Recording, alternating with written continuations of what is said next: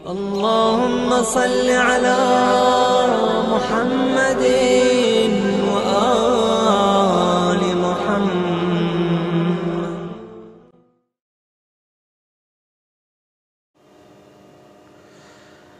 रहमल्लाहु मन क़रअल फ़ातिहा।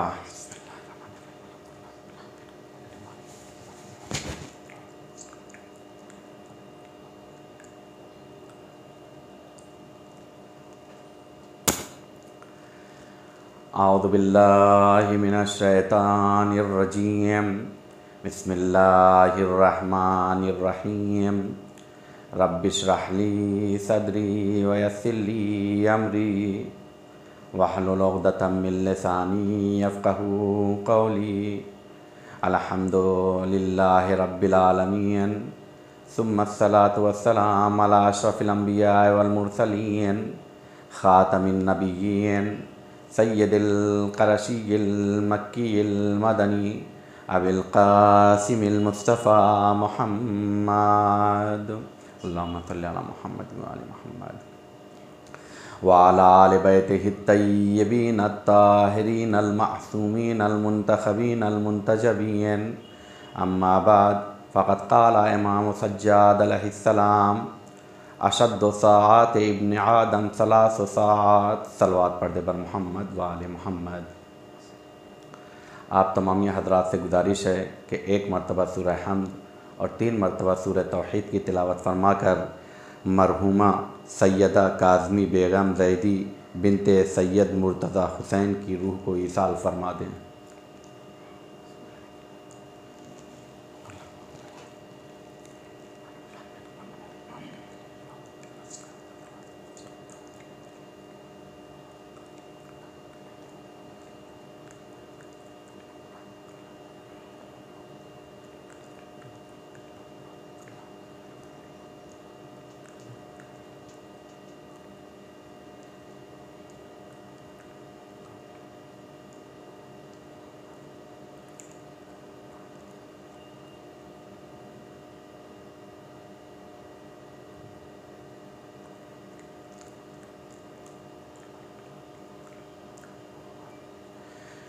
एक मरतबा मिलजुल कर सलवात पढ़ दें। अल्लाहुम्मा सल्लि अला मुहम्मद व आले मुहम्मद। अज़ीज़ान मोहतरम,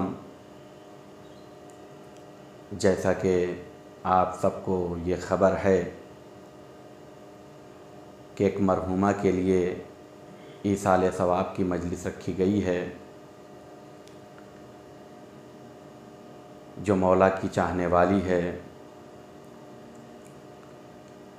और हमने देखा है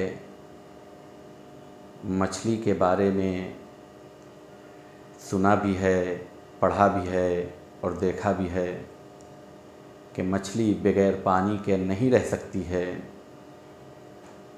यहाँ तक कि अगर वो इंसान के शिकम में भी चली जाए तो मछली खाने के बाद इंसान को प्यास ज़्यादा लगती है। तो कहा जैसे मछली बग़ैर पानी के नहीं रह सकती है, वैसे मौला का चाहने वाला, मौला का मुहिब और मौला से मोहब्बत रखने वाले बग़ैर ज़िक्र मौला के उन्हें करार नहीं आता है।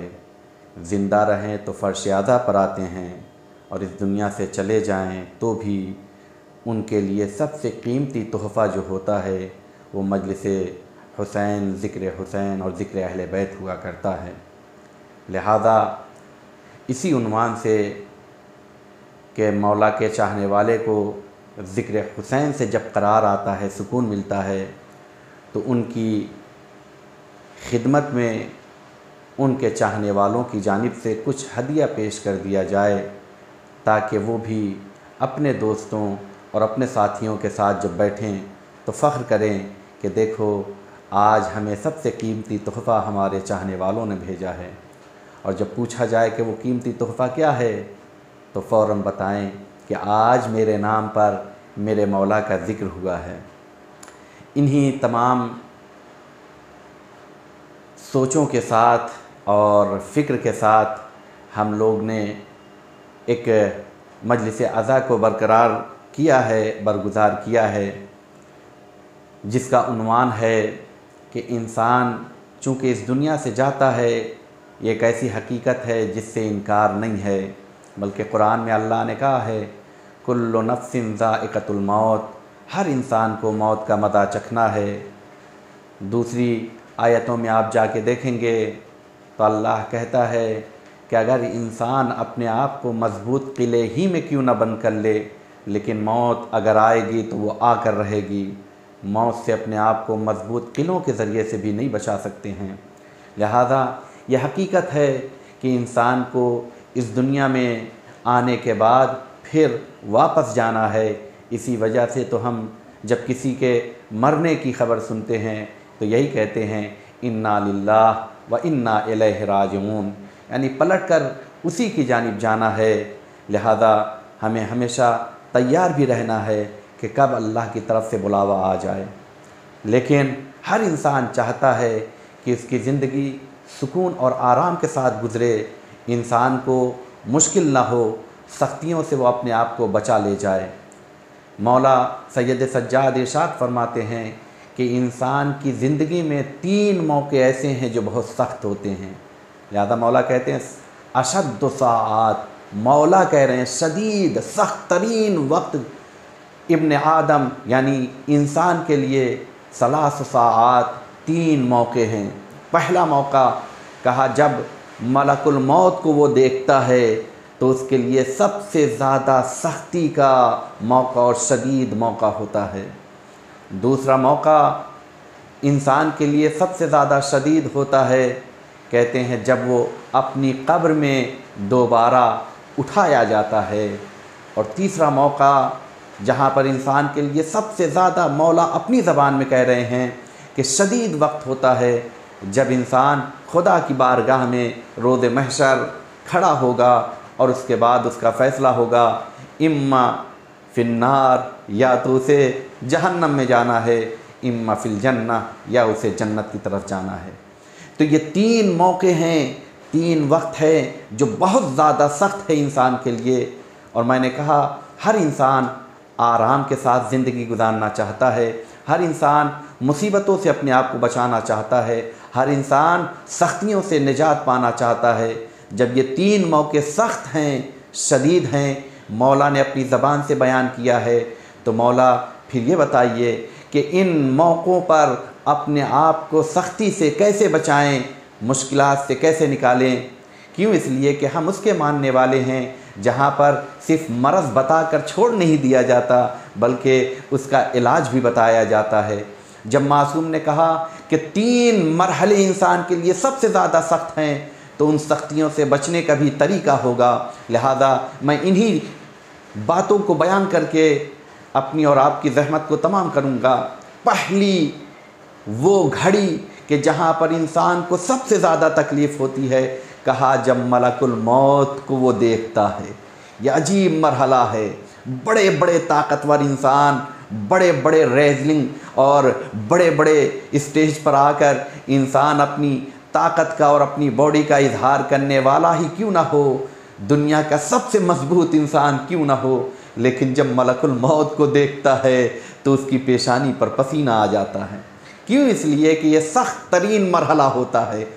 हम और आप अगर कहें, चूँकि हमारी सोच और हमारी दीद और हमारे देखने की कुव्वत बहुत कम होती है, शायद हमारी निगाहें वहाँ तक ना पहुँच पाएँ, लेकिन सैयद सज्जाद कह रहे हैं जिनकी निगाहों के सामने पर्दा नहीं होता है, जिनके लिए कोई हकीकत पोशीदा नहीं होती है, वो कह रहे हैं सख्त तरीन मौका पहला मौका है जब मलकुल मौत को इंसान देखता है। तो इस परेशानी से, इस मुश्किल से, इस सख्त तरीन मौके से अपने आप को कैसे बचाएं? तो 3 तरीके हैं अगर इस सख्ती से अपने आप को बचाना चाहते हैं।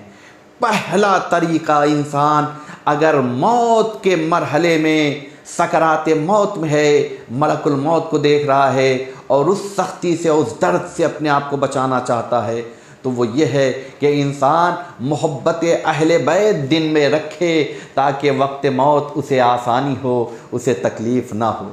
यानी अहले बैत से अगर इंसान मोहब्बत रखता है, अहले बैत का मुहिब होता है तो फिर मौत उसके लिए शदीद नहीं बल्कि रहमत बन जाया करती है। क्यों? मैं दलील दूंगा, आप इंसाफ से बताइए, हर इंसान की तमन्ना होती है या नहीं होती है कि इंसान मौला की ज़री पर ज़ियारत करने के लिए जाए। हम सब कुछ कुर्बान कर देते हैं मौला की बारगाह में आने के लिए, लेकिन ये भी एक हकीकत है, हर इंसान रोज़े पर जाने के बाद क्या ये दावा कर सकता है कि मौला का मैंने दीदार किया, मौला से मैंने मुलाकात की, बल्कि यही कहेगा मैंने मौला के रोज़े को चूमा, मैंने मौला की ज़री को चूमा है। लेकिन वो ये दावा नहीं कर सकता है कि मैंने मौला को देखा और उनसे मुलाकात की, जबकि हर चाहने वाले की ये तमन्ना होती है कि वो मौला का दीदार कर ले। तो इंसाफ से बताइए, जाकर आने के बाद भी ये दावा नहीं कर सकता है कि उसने मौला को देखा है। लेकिन एक मौका है जहां पर यकीनी तौर पर यह मिलता है। खुद मौला ने कहा है कि हम अपने चाहने वाले के उस मरहले पर आते हैं और मुलाकात करते हैं। वो मरहला कौन सा है? कहा जब इंसान की रूह निकलने वाली होती है तो मौला उसके सरहाने खड़े होते हैं। आपके चाहने वाले और मोमिन की निगाहों के सामने होते हैं तो दुनिया के लिए मौत सख्त हो सकती है, लेकिन मौला के चाहने वाले के लिए मौत सख्त नहीं हो सकती है। क्यों? इसलिए कि इससे बड़ी रहमत क्या हो सकती है कि उसने मौला का दीदार कर लिया है, मौला के चेहरे की ज़ियारत कर ली है। सलवात पढ़ दे बर मोहम्मद व आले मोहम्मद। लिहाजा अगर इंसान सख्तियों से बचना चाहता है तो वो कोशिश करे अपने दिल में अहले बैत की मोहब्बत रखे। और मैं दलील देता चलूँ, याद रखिए मौला क्यों आते हैं आखिरी मौके पर? चूँकि इंसान को और मोमिन को सख्तियों से बचाना है, निजात देना है। हम तो उसी के मानने वाले हैं कि जिसके कदमों से तीर निकाल लिया गया उसे पता भी नहीं चला। तो जब पूछा गया रसूल इस्लाम से कि ऐसा कैसे मुमकिन है कि वही तीर जो अली के कदम से निकालते थे तो चीखें निकल जाती थी, लेकिन हालत नमाज में जब निकाला गया तो दर्द का एहसास भी नहीं हुआ। कहा चूंकि अली बारगाह खुदा में है और खुदा के जमालियात पर निगाह अली है, तीर कदम से निकल जाता है, पता भी नहीं चलता है। तो अब मुझे कहने दीजिए, जिसका ये आलम हो, जब आखिरी मौके पर मलकुल मौत जब आता है, मोमिन के सरहाने जब खड़ा हो जाता है तो मोमिन की निगाह चेहरे अली पर होती है। वो इतना देखने में मुनहमिक हो जाता है, मशगूल हो जाता है कि मलकुल मौत रूह निकाल कर चले भी जाते हैं, पता भी नहीं चलता है। सलवात पढ़ दें बर मोहम्मद व आले मोहम्मद। यह हकीकत है जिससे इनकार नहीं है। या बल्कि और एक दलील देता चलूँ, हमने और आपने सुना हुआ है कि जब रसूल इस्लाम का आखिरी मौका आया, इस ज़ाहिरी दुनिया के एतबार से मलकुल मौत आए थे, लेकिन बार बार दरवाज़े पर सदा देने के बाद भी घर में दाखिल नहीं हुए थे जब तक बीबी ज़हरा ने इजाज़त नहीं दे दी थी। यह हकीकत है, हर कोई जानता है। बल्कि रसूल इस्लाम ने कहा था, बेटी ये तुम्हारे दर की आज़मत है कि मलकुल मौत जो कहीं भी परमिशन नहीं लेता है, लेकिन तुम्हारे दर की आज़मत है कि मलकुल मौत इजाज़त लेकर आ रहा है। तो जब खाने सैयदा में आने के लिए मलकुल मौत इजाज़त लेकर आता है, यानी अपनी तमाम कमालात और कुदरत को किनारे रख देता है, अब अगर ज़हरा इजाज़त देंगी तो आएगा। तो अब मुझे कहने दीजिए कि कैसे आखिरी वक्त जब मलकुल मौत को देखता है तो इंसान सख्तियों से निजात पा लेता है मोहब्बत अहले बैत की बुनियाद पर। चूँकि मोमिन के दिल में जब अहले बैत हुआ करते हैं तो मलकुल मौत आएगा तो एहतराम के साथ आएगा, और जब एहतराम के साथ आएगा तो फिर सख्तियाँ नहीं बल्कि रहमतें लेकर आएगा। सलवात पढ़ दे बर मोहम्मद व आले मोहम्मद। तो अगर इंसान अपने आप को सख्तियों से बचाना चाहता है, क्यों? इसलिए कि मैंने कहा ये मौका ऐसा होता है कि हर इंसान परेशान होता है, बड़े बड़ों को भी पसीना छूट जाता है, जो कहते हैं हमें किसी चीज़ से खौफ नहीं आता है, मलकुल मौत को देखने के बाद हवास बाख्ता हो जाते हैं। बड़े बड़े अंबिया को भी हमने देखा है कि उन्होंने मलकुल मौत को देखने के बाद यही कहा है कि क्या तुम हमारी रूह निकालने के लिए आए हो? वो हक़ाइक़ है जिसकी जानिब मैं नहीं जाना चाहता हूँ। लिहाजा जनाबे मूसा के बारे में मिलता है कि जब मलकुल मौत आए और उसके बाद रूह कब्ज़ करना चाहिए तो कहा ये बताओ कि तुम रूह कहाँ से निकालोगे? कहा आपकी ज़बान से। तो कहा अच्छा उस ज़बान से तुम हमारी रूह निकालोगे जिससे मैं खुदा से गुफ्तगू किया करता हूँ, मैं तो कलीमुल्लाह हूँ। कहा अच्छा मैं आँखों के ज़रिए से आपकी रूह निकालूंगा। तो कहा अच्छा मेरी आँखों से रूह निकालोगे, इन आँखों ने कोहे तूर पर आकर तजल्लियात इलाही को देखा है। कहा अच्छा मैं आपके हाथों से रूह निकालना चाहूँगा। तो जनाब मूसा ने कहा इन हाथों से रूह निकालोगे जिन हाथों पर अल्लाह की दी हुई किताब को मैंने उठाया है। यानी ये बताना चाहते हैं कि कोई इंसान जाना नहीं चाहता है, वक्त का नबी भी ये कह रहा है कि आप हमारी रूह निकालोगे। जबकि रिवायात में डॉक्टरी एतबार से कहा जाता है इंसान की रूह जब निकाली जाती है तो कदमों के ज़रिए से निकाली जाती है। मलकुल मौत सवाल कर रहे हैं, जनाब मूसा बार बार कह रहे हैं कि क्या आंखों के ज़रिए से निकालोगे, क्या हाथों से निकालोगे। मलकुल मौत परेशान होकर गए और जाने के बाद अल्लाह की बारगाह में कहते हैं बार इलाहा तेरा बंदा कहता है कि किस उज़्व से रूह निकालोगे, उससे उसने खुदा से गुफ्तगू की है। तो कहा जाके कह दो, सिर्फ इतना कह देना कि क्या कोई हबीब और कोई अल्लाह का दोस्त अपने दोस्त से मुलाकात करने से भी फरार करता है। लिहाजा जाना सबको है, चाहे कितना बड़ा नबी क्यों ना हो जाए। लेकिन इंसान आखिरी मरहले तक, जनाब नूह की आप ज़िंदगी उठा के देखिए, कितने 100 साल 950 साल तबलीग की है या ज़िंदगी की है। मिलता है कि जब आपकी रूह निकालने के लिए मलकुल मौत आए हैं और पूछा कि आपने ज़िंदगी में इतने साल ज़िंदगी गुजारी है दुनिया में, आपको कैसा लगा। कहा जैसे धूप से निकलकर साये में आ गए हैं। यानी इंसान इस बात की जानिब तवज्जो दिला रहा है कि दुनिया में रहने के बाद भी उसका दिल भरता नहीं है। तो हर इंसान मौत के फरिश्ते को देखकर घबराता है, लेकिन हम उसके मानने वाले हैं जो मौत का मुकाबला और मलकुल मौत को देखकर मुस्कुराते हैं। तो अगर इमाम सैयद सज्जाद ने कहा ये वक्त सख्ती का है, मुश्किलात का है, तो बचे कैसे। कहा अगर बचना है, इन सख्तियों से अपने आप को बचाना है, तो मोहब्बत अहले बैत दिल में पैदा करते चले जाओ। ये पहला फॉर्मूला है। जितनी ज़्यादा मोहब्बत होगी उतना ज़्यादा वक्त आखिर आपको सुकून और आराम नसीब होगा। तभी तो देखिए इंसान अगर ख़तरात को देख लेता है तो घबरा जाता है, लेकिन जो दस्ते हुसैन पर एक बच्चा आ जाता है वो इतना ज़्यादा मुतमईन हो जाता है कि मौत को देखकर, शहादत को देखकर रोता नहीं बल्कि मुस्कुराता हुआ नजर आता है। सलवात पढ़ दे बर मोहम्मद व आले मोहम्मद। तो अगर सख्तियों से बचाना है अपने आप को तो क्या करे इंसान, अहले बैत की मोहब्बत दिल में बढ़ाता चला जाए। ये पहला फॉर्मूला है। दूसरा तरीका कि इंसान अगर मौत के इस खौफनाक मंजर से, सख्तियों से अपने आप को बचाना चाहता है तो वो अपने वालिदैन का एहतराम करे। जितना ज़्यादा वालिदैन का एहतराम करेगा उतना ज़्यादा वो मौत की सख्तियों से अपने आप को बचाएगा। इसी वजह से कहा जाता है कभी माँ बाप को नाराज़ मत करो, कभी उनकी बद्दुआ मत लो। क्यों? इसलिए कि माँ बाप की बद्दुआएं इंसान को बर्बादी की तरफ ले जाती हैं। बल्कि रिवायात में मिलता है कि अगर माँ बाप अपनी औलाद के लिए निफरीन कर देते हैं तो आसमान में शिगाफ हो जाता है। बल्कि अल्लाह खुद कहता है लाओ इसकी बद्दुआ को हमारी बारगाह में, हम इसे कबूल करना चाहते हैं। तो कभी भी माँ बाप को अज़ियत न दें, कभी भी माँ बाप की बेहतरामी न करें, कभी भी माँ बाप को तकलीफ़ न पहुँचाएं। क्यों? इसलिए कि अगर आपको तकलीफ़ से बचना है तो माँ बाप को खुश रखना होगा।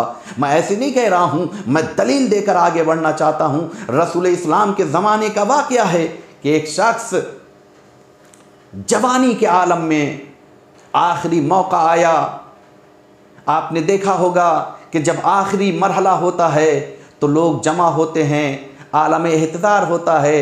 रिवायात में भी है कि उसे कलमा पढ़वाया जाए, उसके करीब बैठकर सूरह यासीन पढ़ी जाती है ताकि सख्तियों से उसे निजात मिल जाए। होता है या नहीं होता है? जो सकराते मौत का आलम होता है। कहा ये जवान आखिरी मरहला था, इसे कलमा पढ़ने के लिए कहा जा रहा था, इसकी ज़बान पर ज़िक्र के लिए कहा जा रहा था, लेकिन ये न ज़िक्र कर रहा था न कलमा पढ़ रहा था और बहुत ज़्यादा परेशान था। रसूल इस्लाम भी आए और आने के बाद कहा गया कि या रसूल अल्लाह इसे हम कलमा पढ़ने के लिए कह रहे हैं लेकिन ये नहीं पढ़ता है। रसूल इस्लाम मुतवज्जे हुए और एक मर्तबा उस जवान की माँ की जानिब मुखातब होकर कहते हैं, ऐसा लगता है कि तू अपने बच्चे से नाराज़ है। मैंने क्या कहा, अगर मौत की सख्तियों से अपने आप को बचाना है तो क्या करे, वालिदैन का एहतराम करे, माँ बाप का एहतराम करे, माँ बाप को कभी नाराज़ ना करे, उन्हें तकलीफ़ ना पहुँचाए। जब रसूल इस्लाम ने उसकी माँ से पूछा कि ऐसा लगता है कि तू इससे नाराज़ है, उसकी माँ आगे बढ़ी, कहा या रसूल अल्लाह आपने सच फरमाया है, 6 महीने से मैं इससे नाराज़ हूँ। ज़रा आप देखें 6 महीने की नाराज़गी का सबब क्या है। वो बच्चे, वो औलाद ज़रा सोचे कि जो पूरी ज़िंदगी अपने माँ बाप को तकलीफ़ पहुँचाते हैं, कैसी उनकी ज़िंदगी होगी और वक्त आखिर कितनी तकलीफ़ होगी। अगर तकलीफ़ से बचना है तो माँ बाप को राज़ी रखें। कहा हाँ या रसूल अल्लाह इससे मैं 6 महीने से नाराज़ हूँ। कहा तुम्हारी नाराज़गी की वजह से इसकी रूह आसानी से नहीं निकल रही है, तुम इसे माफ़ कर दो ताकि इसकी रूह आसानी से निकल जाए। उसकी माँ ने फ़ौरन कहा या रसूल अल्लाह चूँकि आपने कहा है इस वजह से मैं इसे माफ़ कर देती हूँ। जैसे ही माँ ने माफ़ किया है, रिवायात के फ़िक्रे हैं, उसने अपनी ज़बान पर कलमा भी जारी किया, उसने ज़िक्र खुदा भी किया और आसानी के साथ उसकी रूह निकल गई। क्यों? इसलिए कि मलकुल मौत जो इंसान गुनाहगार होता है आते हैं तो शक्ल और होती है, लेकिन जब मोमिन होता है तो आने की शक्ल और होती है। शायद यही वजह हो कि जब तक माँ नाराज़ थी, जब तक उसके वालिदैन उससे नाराज़ थे, उसकी रूह सही से नहीं निकल रही थी। क्यों? इसलिए कि मलकुल मौत का चेहरा देखकर वो डर गया होगा, खौफ में आ गया होगा। लेकिन जब उसकी माँ ने उसे माफ़ कर दिया तो अब मलकुल मौत की शक्ल भी बदल गई होगी और आए होंगे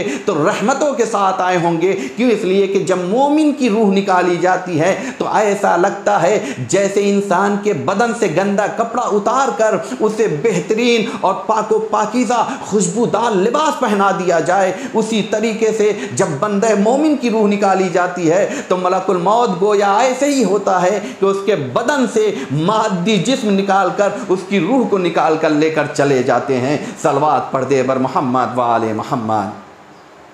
तो अगर अपने आप को आखिरी मरहले में मलकुल मौत को देखकर सख्ती से बचाना है तो वालिदैन का एहतराम करें। क्यों? इसलिए कि वालिदैन अगर राज़ी होंगे तो आसानी के साथ रूह निकलेगी। अब मुझे कहने दीजिए, मुझे वो फ़िक्रा याद आता है, रसूल इस्लाम ने कहा अना व अलीयुन अबवा हाज़िहिल उम्मा, मैं और अली इस उम्मत के बाप हैं। माँ बाप अगर राज़ी होते हैं तो रूह आसानी से निकलती है। तो आप बताइए, जिससे न रसूल राज़ी हो, जिससे न अली राज़ी हो, जिससे न ज़हरा राज़ी हो, तो फिर बताइए क्या मौत के आखिरी मरहले में उसे सख्तियाँ नहीं मिलेंगी? क्यों नहीं मिलेंगी? ज़हरा ने जब जाते जाते अपना चेहरा मोड़ लिया है, उनसे राज़ी होकर नहीं गई हैं, तो मौत की तमाम सख्तियाँ उनकी ज़िंदगी में लिख दी गई होंगी। लेकिन अगर हम चाहते हैं कि मौत की सख्तियों से अपने को बचा लें तो अपने वालिदैन को राज़ी रखें, जो हकीकी वालिदैन है और जो मजाजी वालिदैन हैं। क्योंकि हमारा बदन जिस्म और रूह से मिलकर बना है। हमारे वालिदैन हमारे बदन के बाप हैं और वालिद हैं और माँ हैं। अगर उन्हें राज़ी रखा जाए तो तकलीफ़ से हम बचे रहते हैं, और अगर मानवी वालिदैन जो अहले बैत हैं उन्हें राज़ी रखा जाएगा तो हमारे आमाल भी कबूल होंगे और खुदा की बारगाह में हमें आज़मत भी नसीब होगी। सलवात पढ़ दे बर मोहम्मद व आले मोहम्मद। ये दूसरा मरहला था। बस आखिरी फार्मूला और आखिरी तरीका बताकर मैं अपनी और आपकी ज़हमत को तमाम करना चाहूँगा। अगर मौत की सख्ती से अपने आप को बचाना है तो याद रखिए, मोहब्बत दुनिया को दिल से निकाल दीजिए। क्यों? इसलिए कि जितना आपके दिल में मोहब्बत होगी दुनिया के बारे में, उतना ही ज़्यादा इंसान को आखिरी वक्त तकलीफ़ होती है। क्यों? इसलिए कि इसी वजह से रिवायात में भी मिलता है, मासूम से पूछा गया इंसान क्यों मौत से घबराता है? कहा ये बताओ कभी राह खुदा में कुछ खर्च किया है? कहा नहीं। कहा तुमने वहाँ के लिए कुछ किया है? कहा नहीं। कहा यहाँ पर बंगलो भी बनवाया है, यहाँ पर गाड़ी भी ली है, जितनी सेविंग्स की है यहीं के लिए की है, वहाँ के लिए हमने कुछ किया ही नहीं। तो फिर जब मलकुल मौत आते हैं तो उसे ऐसा लगता है जो कुछ है अब हमारे हाथों से निकल कर जा रहा है, तो इंसान तकलीफ में आ जाता है। क्यों? इसलिए कि उसने दिल जो लगाया था वो माले दुनिया से लगाया था, जब उसके हाथों से निकलते हुए देखता है तो वो नाराज हो जाता है, तकलीफ महसूस होती है। अगर अपने आप को आखिरी मरहले में सख्तियों से बचाना है तो मोहब्बत दुनिया को दिल से निकालना होगा। और खुशनसीब हैं हम लोग, उसके मानने वाले हैं कि जिसका आका खुद दुनिया को एक नहीं, दो नहीं, 3 मर्तबा छोड़ चुका है और उसने कह दिया है तल्लक्तु के सलासा, मैंने 3 मर्तबा तुम्हें अपनी ज़िंदगी से निकाला है। तो जब मौला ने 3 मर्तबा उसे अपनी ज़िंदगी से निकाला है तो क्या हम 1 मर्तबा अपनी ज़िंदगी से नहीं निकाल सकते हैं? जी हाँ, हम उसके मानने वाले हैं कि हमारे दिल में अगर हम चाहते हैं मोहब्बत रहे तो अपने इमाम की मोहब्बत रहे, अपने इमाम ज़माना की मोहब्बत दिल में रखना चाहते हैं। और जहाँ दिल में इमाम ज़माना की मोहब्बत आ जाए तो फिर माले दुनिया के एतबार से मालो दौलत तो हो सकती है, लेकिन हमारे लिए उसकी कोई अहमियत नहीं रह जाती है। सलवात पढ़ दे बर मोहम्मद वाले मोहम्मद। लिहाजा अगर अपने आप को हम सख्तियों से निजात दिलाना चाहते हैं तो मोहब्बत दुनिया को दिल से निकालना होगा। मैं एक मिसाल देकर अपनी बात को तमाम करूंगा कि किस तरीके से इंसान जब माले दुनिया से मोहब्बत नहीं रखता है तो उसे तकलीफ़ नहीं होती है। खुदा करे अल्लाह आपको बहुत ज़्यादा नेमत दुनिया दे, लेकिन सिर्फ इस वजह से ताकि हम राह खुदा में ज़्यादा से ज़्यादा लोगों की हेल्प कर सकें, लोगों की मदद कर सकें, लोगों के काम आ सके। दौलत होना बुरी चीज़ नहीं है, हाँ दौलत का सही जगह खर्च करना ये कमाल होता है। दौलत तो खदीजा के पास भी थी, दौलत औरों के पास थी, लेकिन खदीजा ने रसूल अरबी के कदमों में डालकर बता दिया दौलत का हुस्न उसी वक्त है जब राह खुदा में पड़ी हो। लिहाजा दौलत का होना बुरा नहीं है। लिहाजा हमारी दुआ भी यही है कि अल्लाह हर किसी को दुनियावी नेमत भी अता करे इस जज्बे के साथ कि वो इंसान दूसरों के काम आ सके। अगर अल्लाह ने किसी को नेमत दुनिया दी है तो आज का तरीका क्या है कि इंसान, बल्कि अगर ना भी चाहे तो हुकूमतें आकर मजबूर कर देती हैं कि घर में मत रखो बल्कि बैंक पे ले जाके रखो। यकीन ना आए तो 2-4 साल पहले की ज़िंदगी उठा के देख लीजिए, जिन्होंने बर्तनों में छुपा कर भी रखे थे उसे भी ले जाना पड़ा है, बैंक में पहुंचाना पड़ा है। तो इंसान जब बैंक में जाता है माल दुनिया जमा करने के लिए तो आपने देखा होगा कि बैंक में जब पैसा जमा करते हैं वहाँ पर एक शख्स होता है जो आपके दिए हुए पैसे को वो लेता है, लेने के बाद गिनता है, गिनने के बाद किनारे रख देता है। और उसके बाद जब हमें पैसे की ज़रूरत होती है तो हम फिर बैंक में जाते हैं और जाने के बाद बैंक से पैसा निकालते हैं तो वो बैंक में पैसा देने वाला हमें और आपको पैसा दे देता है। जब देता है तो क्या उसकी पेशानी पर तकलीफ नज़र आती है? कहा नहीं। तो फिर कैसे मुमकिन है कि वो इतना पैसा ले रहा है तो खुश नहीं हो रहा है और जब हमें लौटा रहा है तो नाराज़ नहीं हो रहा है? कहा चूंकि जब उसने पैसा लिया था तो ये सोच के लिया था ये पैसा मेरा नहीं है बल्कि मेरे पास अमानत रखाई गई है। और जब वो दे रहा होता है तो वो ये सोच कर देता है कोई मैं अपना थोड़ी दे रहा हूँ, जिसका था वो वापस ले जा रहा है। लिहाजा उसने उस पैसे से जब दिल ही नहीं लगाया था तो फिर न लेते हुए खुशी होती है न देते हुए तकलीफ होती है। तो अगर इंसान चाहता है माले दुनिया के जरिए से उसे आखिरी मौके पर तकलीफ ना हो तो जैसे बैंक कैशियर ना पैसा लेते हुए बहुत ज्यादा खुश होता है कि आज मेरे हाथों में 1 करोड़ आ गया और देते हुए नाराज नहीं होता है कि आज मेरे हाथों से 1 करोड़ चला गया। क्यों? इसलिए कि उसने लिया था तो अमानत समझ के, दिया तो अमानत को लौटा रहा था। लिहाजा जब हमारे पास दुनिया की कोई नेमत आए तो बहुत ज्यादा खुश खुश होने की ज़रूरत नहीं है, बल्कि ये सोच के ले कि अल्लाह ने हमारे पास अमानत रखाई है और जब हमसे अल्लाह वापस ले ले तो फिर हमें रोने की ज़रूरत नहीं है, परेशान होने की ज़रूरत नहीं है, बल्कि जिसने अमानत दी थी उसने वापस ले ली है,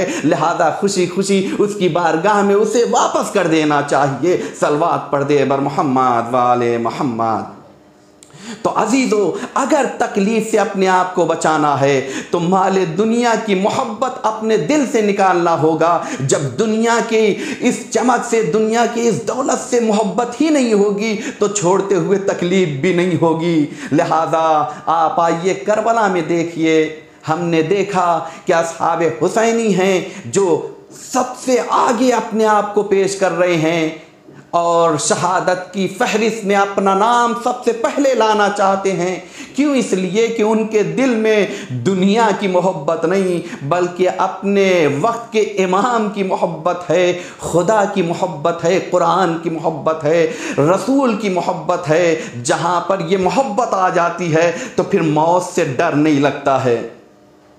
लिहाजा करबला वालों ने बगैर डरे हुए बेखौफ अपनी जानों को हुसैन पर कुर्बान कर दिया है। मर्द तो मर्द, औरतों ने भी अपनी तमाम नेमाते दुनिया को हुसैन पर कुर्बान कर दिया है।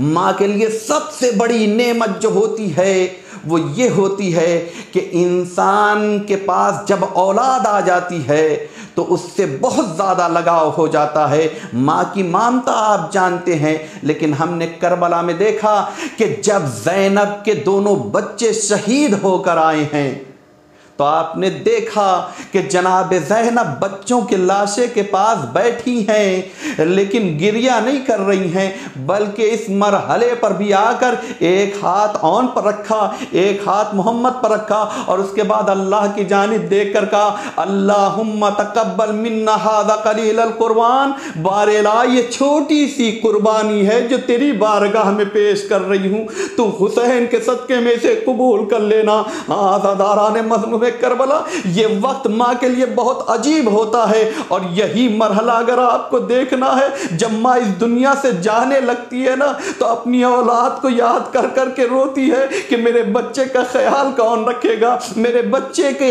वक्त पर खाना कौन खिलाएगा। ये आम औरतें नहीं बल्कि ज़हरा के बारे में भी मिलता है, चूंकि एक मरहूमा के इसाले सवाब की मजलिस है।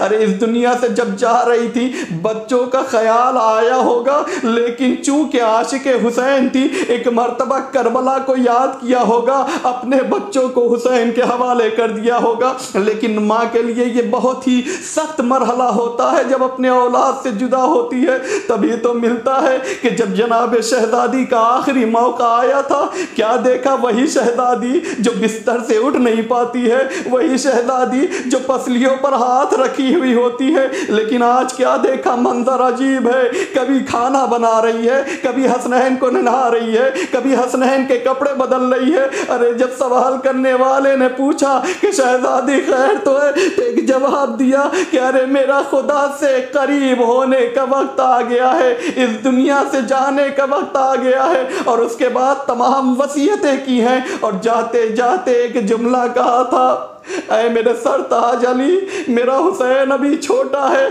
सोते सोते उसे जब उठता है तो प्यास लगती है, लिहाजा आप अपने आप को हुसैन के करीब रखिएगा ताकि जब मेरे बच्चे को प्यास लगे तो पानी दे दीजिएगा। मैं कहूँगा शहजादी, इतना ख्याल है कि हुसैन को अगर प्यास लगे तो पानी मिल जाए, अरे फिर आप कैसे बर्दाश्त कर सके होंगी?